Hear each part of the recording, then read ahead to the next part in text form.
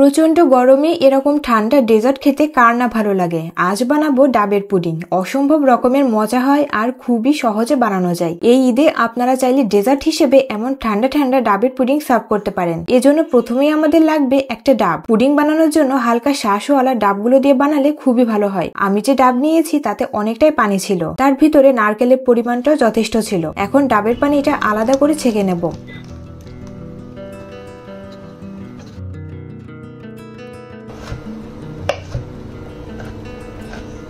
ভিতরে যে নারকেলটা হয়েছে তাই একটা নাইফের সাহায্যে কুচি কুচি করে কেটে নেব। আপনারা চাইলে যে কোনো শেপে পছন্দ মতো কেটে নিতে পারেন। ডাবের পানি একটা পাত্রে নেব। এই ডাবের পানিটা অনেক বেশি মিষ্টি ছিল, তাই আমি এক্সট্রা কোনো চিনি অ্যাড করিনি। আপনারা চাইলে 2 চা চামচ চিনি দিতে পারেন। এখন এর মধ্যে দিয়ে দেব 1 চা চামচ agar agar powder. Agar agar powder যে কোনো তরল পদার্থকে জমাট বাঁধতে সাহায্য করে। যাই হোক, পাউডারটা ডাবের পানির সাথে ভালো করে মিক্স হয়ে যাওয়ার পরে আমি গ্যাসের চুলায় বসিয়ে দেব। খুব বেশি সময় ধরে জাল দেওয়ার কোনো দরকার নেই। 2-1টা বলক আসার পরে গ্যাসের চুলা বন্ধ করে দেব। ভিডিওতে দেখতেই পাচ্ছেন এর থিকনেসটা ঠিক কেমন হবে। আমি যে পাত্রে পুডিংটা সেট করব সেখানে এটা নামিয়ে নিচ্ছি।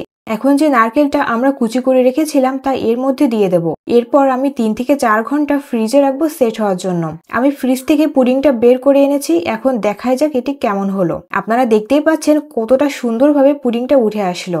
আপনারা অনেকেই বলেন পুডিংটা ঠিক মতো জমাট বাঁধতে চায় না বা খেতে ভালো লাগে না। আমার এই পদ্ধতিতে একবার পুডিংটা বাসায় ট্রাই করে দেখুন, একদম নো ফেল রেসিপি। এই প্রচন্ড গরমে বাসায় যদি এরকম ঠান্ডা ঠান্ডা ডেজার্ট বানিয়ে রাখতে পারেন তাহলে এটি খেলে এক নিমেষে শরীরের ক্লান্তি দূর হয়ে যাবে। পুডিং এর রেসিপিটা আপনাদের যদি ভালো লেগে থাকে তাহলে আমার চ্যানেলটিকে সাবস্ক্রাইব করুন। সবাই ভালো থাকবেন। দেখা হবে নতুন কোনো রেসিপি নিয়ে।